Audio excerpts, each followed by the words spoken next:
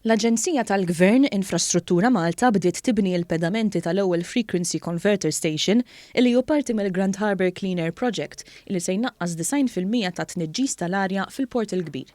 F'konferenza tal-aħbarijiet bit-tema Gvern għan-nies, il-Ministru għall-Infrastruttura Ian Borch spjega illi l-istazzjon illi qed jinbena bħalissa huwa l-ewwel tax-xorta tiegħu f'Malta u fost l-ewwel fid-dinja u se jikkonverti l-elettriku għal frekwenzi illi għandhom bżonn il-vapuri fil-port. Dan apparti wkoll li se jkun mgħammar b'tamir ta' kontroll u protezzjoni.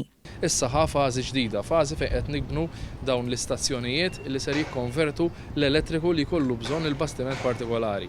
Dan huwa proġett li fadallu issa xhur qudiemna sabiex nikkonkretizzawh, imma hemmhekk meta nlestu ħankunu fost l-ewwel mill-portijiet Ewropej illi noffru din it-teknoloġija lil min juża l-portijiet tagħna.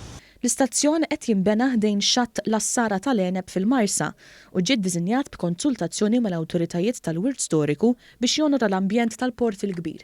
Bħala parti mill-istess proġett ukoll se jinbena stazzjon iżgħar f'Boiler Wharf fl-Isla u strutturi fix-xatt ta' Pinto fejn il-vapuri tal-passiġġieri ikunu jistgħu jieħdu l-elettriku illi għandhom bżonn.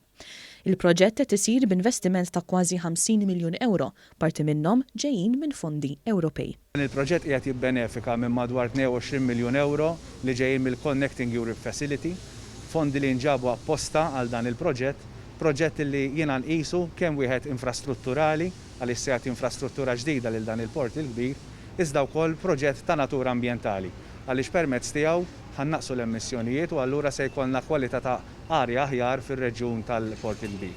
Grazzi wkoll għal dan il-proġett f'temp 20 sena Malta se tkun iffrankat sa 375 miljun euro fi spejjeż ikkawżati mit-tniġġis fl-arja.